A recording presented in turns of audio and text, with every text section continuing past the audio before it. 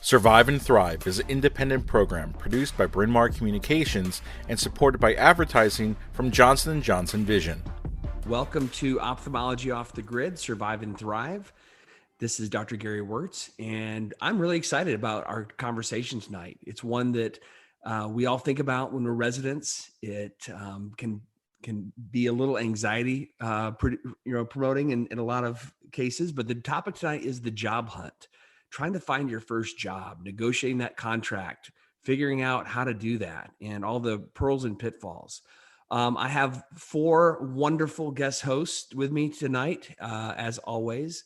David Felsted, Nandini Venkateswaran, Dr. Cherie Fathy, and Dr. Dagny Zhu. And so, y'all, how's it going tonight? Are we getting ready for Christmas? David, you doing good, buddy? Kids are getting all geared up and ready. Good. Got some Legos under the tree for them. Excellent. So the job hunt is something that when we're in residency, and again, I'm getting a little beyond that, but the anxiety I remember very clearly. And we've got one resident and a couple of young docs here who are going to share their stories about their job hunt. Cherie is just sort of starting that process, but I'm going to pitch a crazy idea. I think it's almost impossible to know or to even forecast whether your first job is going to be one that is going to check all your boxes and going to be your forever home. We were talking earlier, and I said I think it's almost as likely as your first date becoming your spouse. You know, you're just trying to figure out what things you're looking for, and it's really hard to know if before you start at a place and you sign a contract if that place is going to be the right fit. So I was saying that I think there should be almost like an NBA draft where residents sort of get drafted, they get a 4-year contract, they sort of figure things out, and after that they become a free agent. I'm really just joking about that, but it's really, really hard, I think, for ophthalmology residents to determine their value and to negotiate for that. So we're going to just talk about this from a lot of different angles. I want to start. I'm going to start with Nandini. Nandini has recently finished her fellowship at Duke. She's now at Mass Eye and Ear. She stayed in academia, and so Nandini, tell us a little bit about your job hunt when you were a fellow or even as a resident. Just walk us through kind of your process and what you were thinking and how things developed. Yeah. So I started my job hunt in fellowship. I know some people, start towards the end of their third year of residency, but I didn't start thinking about it till probably 2 to 3 months into fellowship. So I remember I started talking to, my mentors around the end of August, like 2 months into fellowship about, okay, what should I do? Where should I apply? How does this whole process work? And I was picking the brains of, all of my friends who had recently actually started their first 1 to 2 years of practice. And for myself, I was pretty, okay with either private or academic. I could very well see myself in either, arena. And so I pretty much targeted to a few private practices, a few academic centers, and really leveraged the support of, senior ophthalmologists that I knew who were looking for a position or were interested in, hiring a cornea and refractive surgeon. And so, I went on a few interviews, got a sense of the different institutions, the different practices. And ultimately, when it came down to my decision, that was the most challenging part because we're all used to being in a match. We make a list and, fate has it as to where we're supposed to end up. And now for the first time, we actually have say in what we want and where we could potentially go. And one of my mentors gave me really good advice. He was like, think of 3 separate categories. And one would be location and social life. The other would be professional growth. And the third would be, finances and productivity, and make a 1 to 3 scale and rank each of those categories for, their number. And then whichever place just rises to the top is most likely what your gut is going for, because I think each of those categories is so critical. When you think about location, once again, in training, we all go to residency or fellowship, essentially where we match. And that could be where we want to be geographically, or it could be different. And so this is your opportunity to perhaps be closer to family and friends, be in a location where you can do more of your extracurriculars, meet like-minded individuals. And from a professional growth standpoint, is the practice or the academic institution going to be giving you the opportunities that you're looking for, your patient mix, your procedures that you want to perform, the new technologies that you could potentially implement. How can you grow? Can you grow as a surgeon and a clinician? Can you expand your skill set? That's important for you to understand. And lastly, financially, I mean, productivity becomes a really important, question for you. We all have, a lot of us have loans. We have families to kind of start bringing up, and, can we be productive? Can we make money? Are there opportunities for us to, start to, bring that bank account up? And I think that's very important, understanding how that structure works for each of those job offers and seeing which one aligns with your interests. And so for me, ultimately, Mass Pioneer ranked the highest in all of those categories. And I spent a lot of time thinking about it. And I don't think there's any perfect answer. People were telling me, 75 to 80% of people leave their first job. And we were talking about this before. As ophthalmologists, we're always striving to be the best, right? We want to make the most perfect decision, and we want to get it right on the first shot. It's like doing a phaco and putting in a trifocal. You're not going to get that wrong. But it happens. And so I think it's completely okay to be unsure, even when you sign that contract. But if you're in your heart feel like it was the best choice at that moment, and you make the best of it, and you make the opportunities for yourself, you'll be very successful in any job. No, I think those are really great points. I want to remind those who are tuning in through Facebook Live, if you have questions, please forward those to us. We will try to answer those online as best we can. But you bring up a really good point about those three different categories. And if you're not just completely financially strapped, which coming out of residency, I was married, I had 2 kids in private school, actually. So I was actually paying private tuition while I was still taking on, the debt of being a resident. And David can feel that pain, I'm sure, with 4 kids. So everyone's, story is a little bit different, but I didn't have the luxury of really thinking about professional development, I kind of had location because I wanted to be around, family. So that was important. But I was really just thinking about, like, how can I get my debt paid off, and how can I kind of get financially free? I think if that's not a huge motivating factor, if you're in a little bit different situation, I would actually probably put location number 1 and professional development opportunity number 2. And then finances can be a third. It doesn't have to be like it's a horrible financial thing, but ultimately, when you're young and starting out, what you want most is a really nice guaranteed salary. Like, that's the thing that you're like starving for.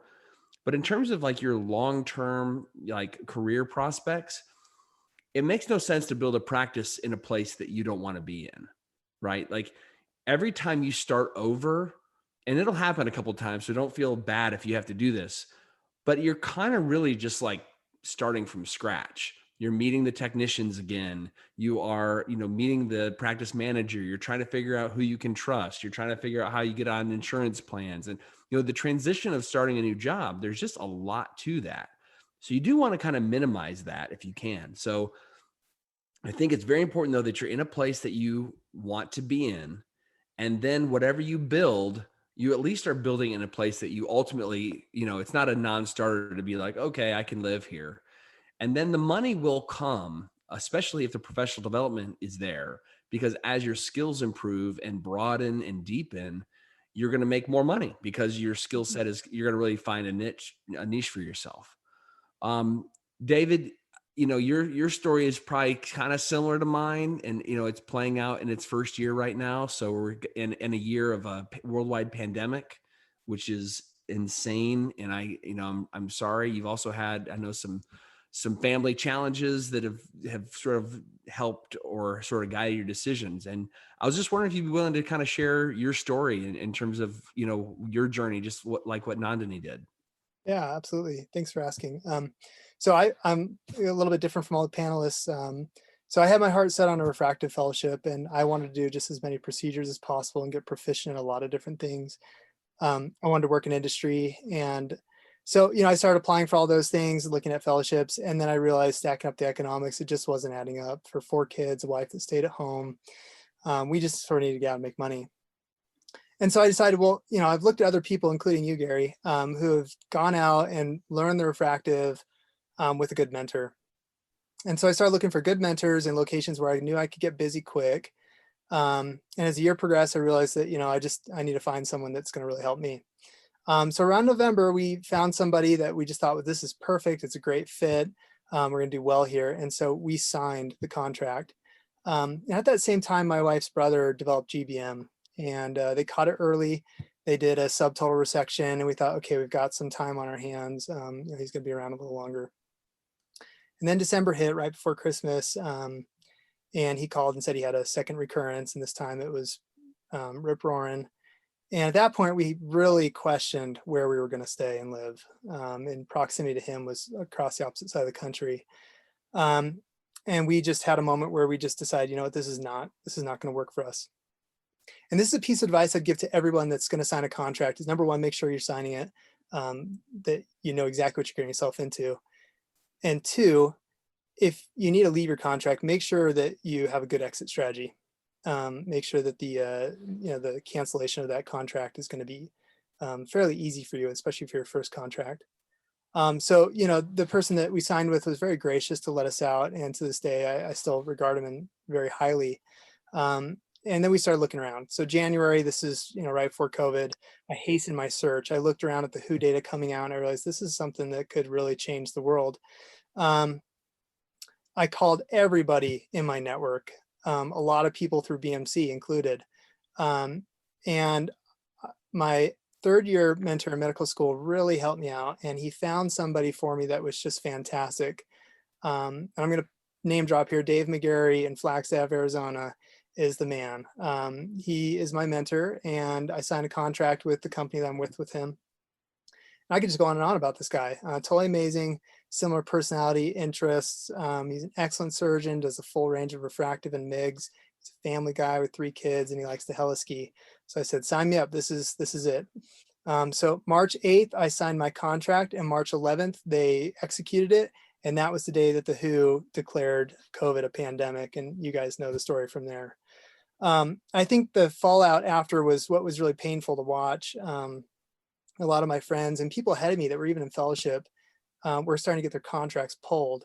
And that was really painful to have people call me and say, hey, what are you doing? How do I navigate this? My contract just got ripped from me. I don't have a job anymore, and I'm graduating in a month or two. What do I do? And so people who are in residency, especially if you have families and you're the single income earner, the one piece of advice I can give you at this point is make sure you have some income diversification to rely on, especially during this time of COVID. I'm not sure how the contracts have been going since this, event, but I know it's hard to get a job now. So as Gary and Nandini mentioned, location. And if you have a significant other, make sure they're going to be happy there, because that is the number one reason why people leave their job in the first 2 years is their SO is unhappy. And lastly, are you going to be happy there too with, autonomy, the pay structure, your non-compete, your benefits, auxiliary staff, your patient population. Always have a lawyer ensure that your contract is fair. I paid for a service to look at not only my contract, but my compensation as well. So those are my key points. Yeah. The problem I've always had until my recent contract, which was fantastic, when I was younger, there was always something in the contract that I was like, well, this isn't great, but I think it's going to work out. So it's probably not a big deal. And I really want this job. So I'm just like, and they're not going to budge with it. So I guess I'll just sign it. That is the worst thing you can do. Okay. If there's something in the contract that you don't like, you have to really be willing to address it. And, you have to go into a contract with this feeling or this reality that there's a chance this doesn't work out. And there's a chance you're going to have to get out of this contract one way or another. And so it's really important that there's not something in there that just doesn't sit right with you. And if you got to figure out what your deal breakers are. I'm not saying don't be, unreasonable with your requests, but you have to understand that if there's something in that contract that you can't live up to, or if it goes sideways, like if you can't live with the non-compete or whatever it is, you just have to understand that that's going to be a negative in the future or a real possible liability. Real quick, I want to thank our sponsors, Johnson & Johnson, Surgical Vision. They've been a wonderful sponsor of this program, and we couldn't do it without them. So I want to say special thanks to Johnson & Johnson Surgical Vision. And also, we do have a couple of questions. And so before we get on to Dagny and Cherie's stories, I want to answer a couple of these questions, and we all can together. The first question is coming in anonymously, which is fine. It says, how do you learn about private practice opportunities? This one, I think a lot of it is really word of mouth. And that's a really hard thing to tell people, because it's like, well, if you know about it, you know about it. If you don't, you don't. But like, for example, Netta Shami is just a great friend to me in ophthalmology. She's really one of the most fantastic surgeons and people that I know. And she emailed me along with a group of friends just a couple days ago and said, I'm looking for a new partner, and they need to be about 1 to 4 years out. They need to have, willing to do cornea, refractive, cataract, et cetera, et cetera. And so now in my mind, I am thinking, okay, if I meet anybody who is in that position, who's looking for possibly the best job on the planet, in my opinion, to go and work with Netta because she is that great, and Dr. Maloney is just a giant in the field of refractive, I'm going to spread the word. And I guess by way of this podcast, now I'm also spreading this word. So it's Maloney Shami Vision in LA. Fantastic opportunity. But it's just really having conversations within your network. So if you're a resident, usually your program director has contacts with other program directors or other private practice people. Senior, residents who have gone before you are usually out somewhere. And sometimes, residents will go join a practice where something is going really well. And then if you are in a fellowship, I think that's one of the really big benefits of doing a fellowship. Although I did not myself do a fellowship, your fellowship director really probably has the ear of a lot of really top-notch surgeons around the country, and they can really place you with a high recommendation in a great situation. Second, anyone have any comments on that? Dagny, what about you? Do you have any thoughts on how you find private practice opportunities? Yeah, so word of mouth, definitely through your network and mentors. Also reps, I think they know a lot of what's going on in your area. I know a lot of people found jobs through their reps. I actually signed up for a lot of recruiter databases. So I got a lot of emails from recruiters on a daily basis telling me, this job is open in this area that you want. And actually that's how I found the position that I'm in right now.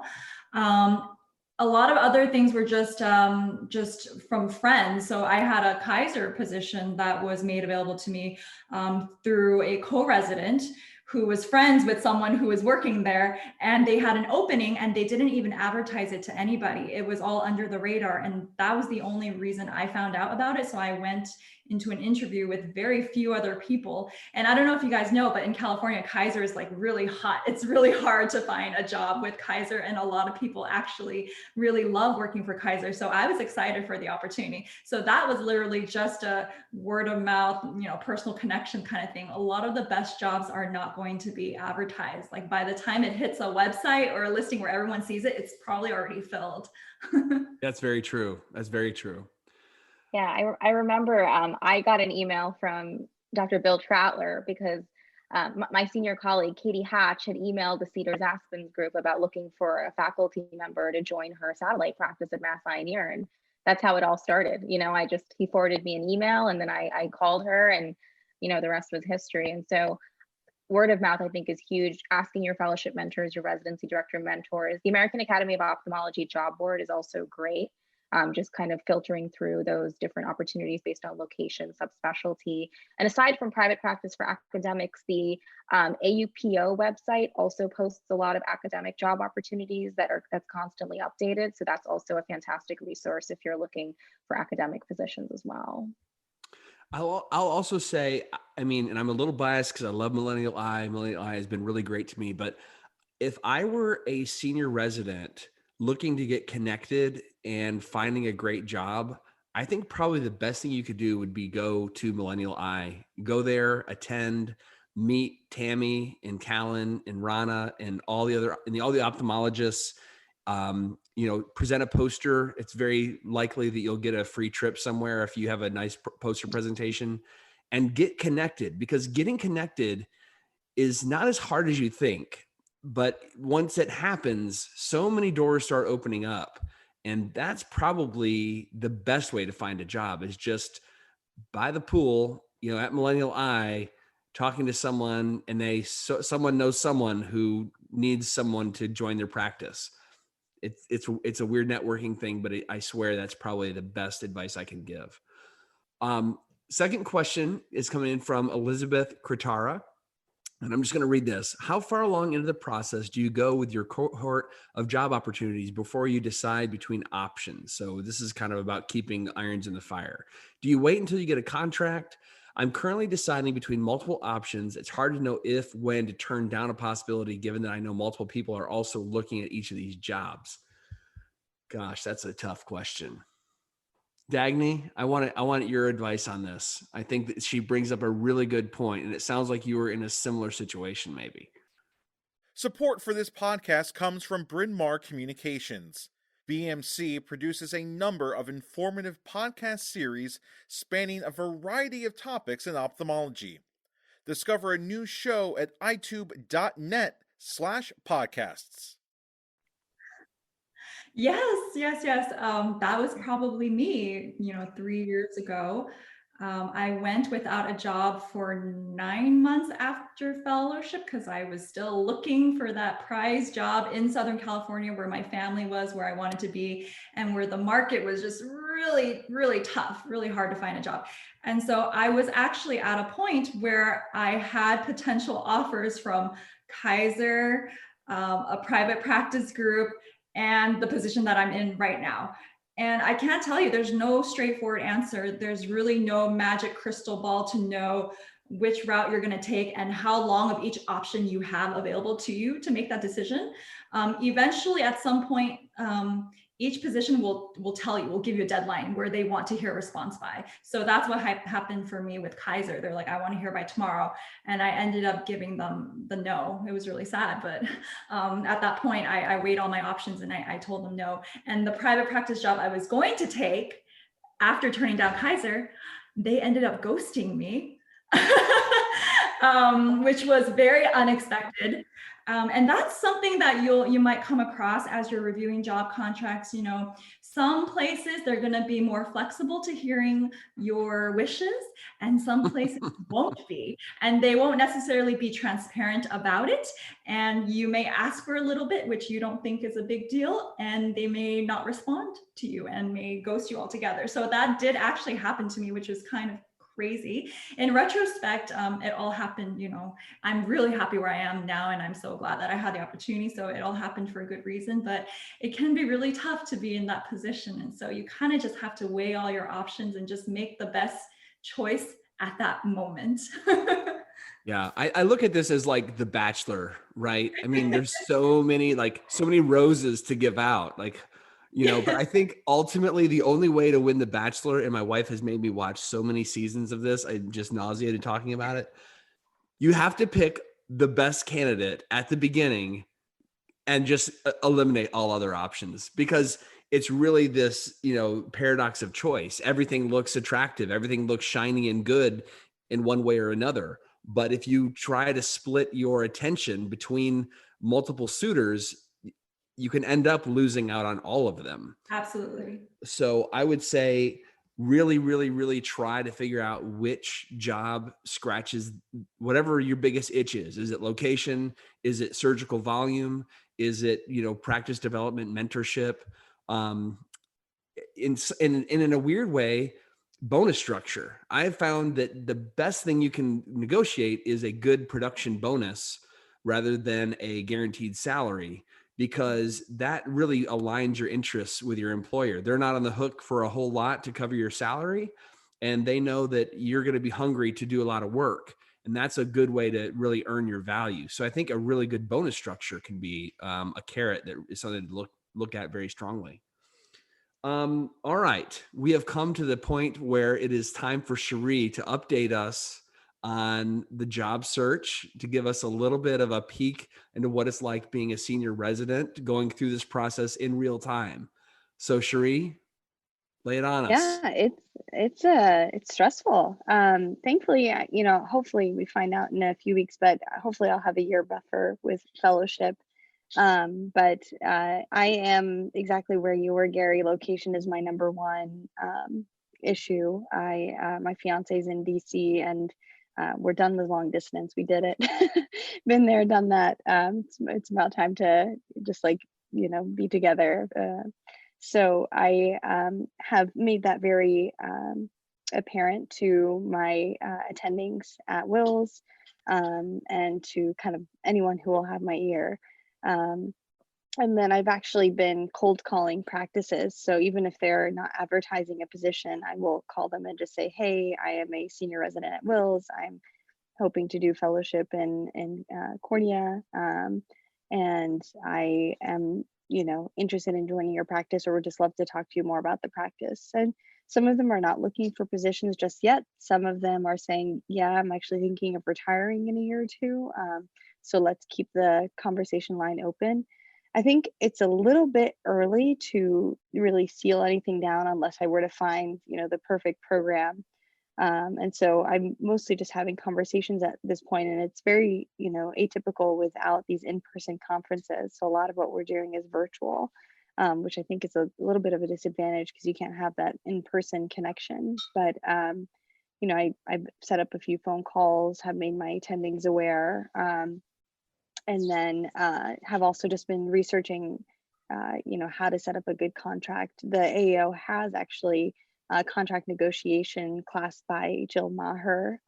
They're very short, quick lessons on, what to look for. So things that I wouldn't have thought about, like what your patient population will be, how much of the payer structure are you set up for? Like, are you going to be seeing primarily Medicaid patients?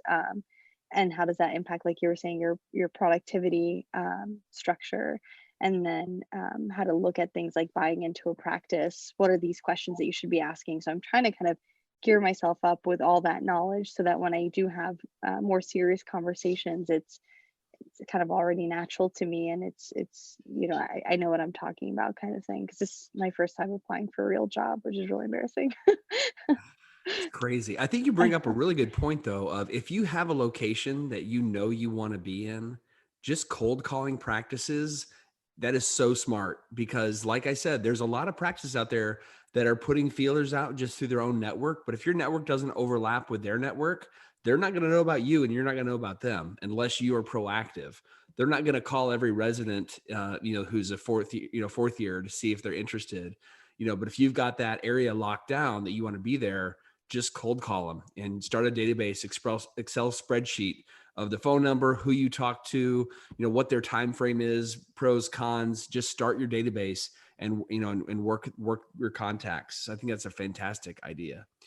One thing I was thinking about as we were talking about, the job hunt is it's really a match between what you can bring to the table and how can the practice sort of, what do they bring to the table? How can they forward your career goals and help develop you as an ophthalmologist? And so I think some of the things that you should think about in terms of what can you bring to the table, I thought about 4 categories. You guys are welcome to add to this or comment, but I think the worst thing is if the practice is looking for just someone to offload the things they don't want to do, right? You want to do surgery, you want to do advanced things, you want to do refractive. If they are saying, hey, we want you to now take all the dry eye patients, which, at one point in my life, I did a lot of dry eye and I ended up loving it.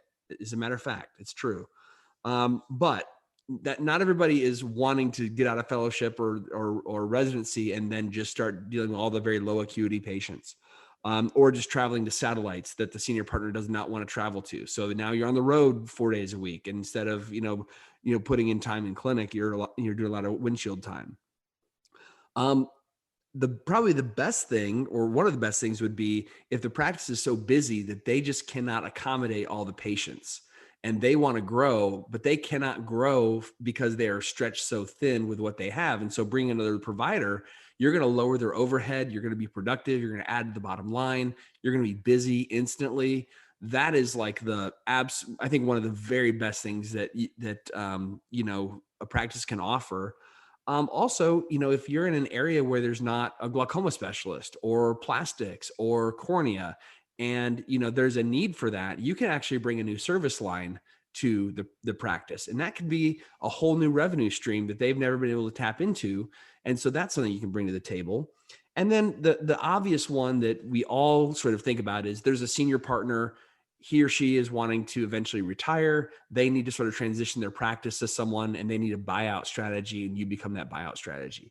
That can be a little tricky because a lot of times you get there and they say they're leaving, and then they don't leave, and they just stay on forever, which isn't always a bad thing, but it sometimes can be a little frustrating. And then how can a practice, that's kind of what you're bringing to the table to help the practice, and how can the practice help you? And some of the areas I've thought of are mentorship and skill development. So kind of like having someone in the practice who's willing to show you, sort of peek behind the curtain, all the tricks that they've learned and developed over the years, whether that's refractive or MIGS or, cornea stuff, multifocals, talking to patients, handling complications, all the things that, we kind of know how to do, but maybe we're not experts at. You kind of a mentor to help you with that. I think that's super important. Academic fulfillment and research, Nandini, hopefully you're getting some dedicated research time, or, at some point that will be, a case, because in academia, doing research, super important. And then, training residents and fellows, just the fulfillment of being with that next generation and actually teaching. We talked about financial goals, location, and I think ultimately it's finding the right match between what you bring to the table and then what, the practice can bring to the table for you. And hopefully that, that matches. Do you guys have any other categories or thoughts on, what you bring to the table or what a practice can do for you? I think you have to kind of have some time for introspection to know how to advocate for yourself, because everyone who's applying is going to be fantastic, and you really need to know how to articulate your particular strengths. So are you going to be that clinician who can see a ton of patients and bring a ton of revenue, or can you obtain grant funding in an academic setting and support yourself in that venture? You have to just be able to show them what you can add to their practice that they don't already have. For me, it was that I'm really proficient in DMAC, and I really like endothelial keratoplasty. I like complex anterior segment, but I'm also super excited about refractive cataract surgery, and laser vision correction. So I could offload some of those other patients from other colleagues in my practice and offer that skill set. I think just being able to figure out where you fit in that puzzle is really critical. And I think having a senior partner, even as David alluded to, is so important, because even for me, like one of my goals is to kind of transition to SMILE. We have the Visumax laser at Mass Eye and Ear. So that's a way for me to expand my skill set, and I have mentors there who can teach me that. And so that's a way that I can grow. And institutions are excited about individuals who want to try new things and who want to continue to bring new, perspectives and technologies. And, that's a way to advocate for yourself. And just for academic contracts, as you mentioned, asking for that dedicated research time or academic time is really important. I do have that built into my contract. I'm 80% clinical, 20% research. So that's an important thing to ask for. And also knowing that you have resources. Do you have like a set research fund to help you travel to meetings? Do you have a research coordinator, a surgical coordinator, technicians, et cetera? All of that's going to make your life so much easier in practice, or, as you start to build clinical studies. So really considering those in your contract is key. Everything you listed off, I can remember that happened to me at this job interview or that job interview. For example, finding a practice that'll let you do the cases that you want rather than throwing you their throwaways. I can think of so many interviews I had where that red flag came up for me, because they would ask me, what is it that you want to do? And I would say, well, I would love to be able to do, LASIK, refractive cases, like premium lenses. And he literally said to me, oh, so you want to do everything that I do? And I was like, maybe.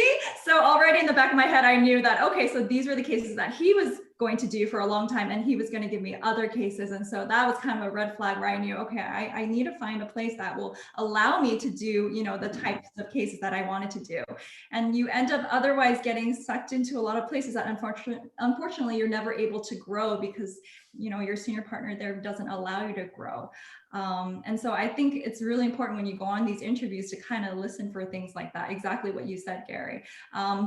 A lot of the other things that you'll hear sometimes about whether a place is going to offer you partnership or not is they'll tell you that oh, the last person, you know, you always want to ask, why did the last person leave? That's a great question to ask. And you want to follow up with them to, you know, hear about their experience of when they were working there. And a lot of the times they'll tell you, well, that person just, you know, they couldn't step up to the plate. Partnership is always available, but as long as you hit these milestones, and that person just, you know, couldn't live up to those expectations, but you're different. I see that you'll be able to, you know, reach that position soon enough. So again, those are things that you kind of have to listen for when you're on your interviews, and you want to, you know, because ultimately you want to find a place where you can grow long term, and you want to see that it's possible, you know, to climb up in that practice that you want to be. So it just brought back a lot of memories, a lot of things that you mentioned, Gary. I think we've been down similar roads, it sounds like. The thing I was bad at, I think, early in my career, I was bad at being honest, I think, and really listening with honest ears, or listening for red flags. I was pretty good at convincing myself, oh, well, it just didn't work out. Like you said, oh, they just couldn't step up to the plate. I'm different. You know, it's going to be different for me. Clearly, I'm amazing. I know I'm amazing. I'll be great. Or, well, yeah, you know, he doesn't really want me to do refractive cases, but, you know, I'll be able to generate those on my own. Or you can justify things in your mind and tell yourself what you want to hear. But like, your future happiness really depends on how willing you are to be really transparent and honest with the practice that's interviewing you, and also listening for the cues that they're giving to you about what they're going to be expecting and what they're not going to do for you. Absolutely. And I feel like we're really, or at least I was, because of the situation I was in, I really just wanted to see the rosy side of things. I really didn't want to look at the potential pitfalls. And it's only important that you find the pitfalls. The good stuff, if it's good, it'll be fine. I mean, no problem. But you really have to be listening for those red flags or yellow flags. And you have to follow up on that. You can't just be like, oh, sweep it under the rug. I'm sure it'll be fine. Everything's going to be good. It'll all work out. If you go into a job like that, it's very likely that at some point, when you have options, when you have better options, you'll exercise those options. And that's okay. You know, sometimes you just have to take a job because, you know, you got to put food on the table, and that's all right as well. David, any thoughts on, you know, bringing something to the table, or, you know, a practice sort of helping you as well? You know, as you were saying that, I sort of looked at it as the glass is half full. Right. The optimist. And that's not me. I'm actually the opposite usually. But in the end, I just feel like, you know, this was a very stressful time for me. But I think people coming out need to realize this is not a forever choice. Okay, you've got options in the future, and there's so many great ways to be employed in ophthalmology. And at the end of the day, we're doing all the same thing. We're taking care of people. We're helping them see better, and that's going to be a part of every job. And you know, I don't know where my employment's going to take me in the future. I'm happy where I'm at right now, and I'm excited for where my future may be. And I think episodes like this are really paramount to learn from, you know, mistakes of others. But I realize I'm going to make mistakes going forward, and it's just a natural part of career progression development. And you just have to tackle those, you know, one at a time as they come up. I think my biggest takeaway from what you guys have said and from what I've learned is just find the people that you jive with. You're going to be happy in your job if you're in a great location with great people. And I feel like there's so many ways to make money in ophthalmology. And at the end of the day, I think we're all going to get fairly compensated. But yeah, those are my big things. And I think there's really no perfect job. I mean, there's not going to be something that checks every single one of your boxes. So you really have to ask yourself, you know, what your priorities are, what your walkaways are. And if you can find something that generally matches that, like forget all the little stuff. You don't have to negotiate every single line of the contract, like I want the best computer or laptop in my office provided, just focus on the big picture. And also, I guess just know that,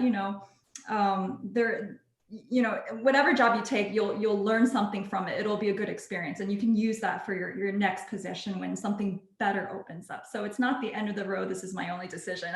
It's make or break. Just choose, the best that you have based on what it is that you find most important for yourself. Yeah. And remember when you're negotiating that, the practice is taking a risk on you also, right? I mean, it's not like the practice is just made of gold and, they can afford to, take a big flyer and guarantee a huge salary and, give you all this time off and all that stuff. Your first year in practice, it's possible that they lose money on you. I mean, it's also, possible they make a whole lot of money off you, and it's highly variable, but they're taking a risk. And so I think that it's important that as we, as new residents coming out, think about that, just recognize that it might take 2 or 3 years of working in a practice for you to really, for the practice to break even on you. And so they want to make sure that they're getting someone who is really hardworking, trustworthy, knows their limitations, willing to ask for help, kind of all the same things that make a good resident, make a good, practice doc. So just be mindful of that. I'm kind of on the other side of that now as, a partner, and, in the near future, looking for another partner.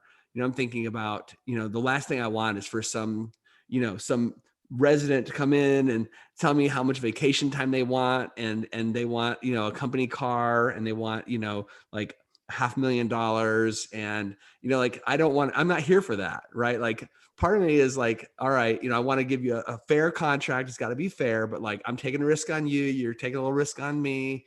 I think on both sides, you just got to kind of be reasonable. And so that's just I just have to represent that side that I now am awkwardly finding myself in, is as the sort of, partner.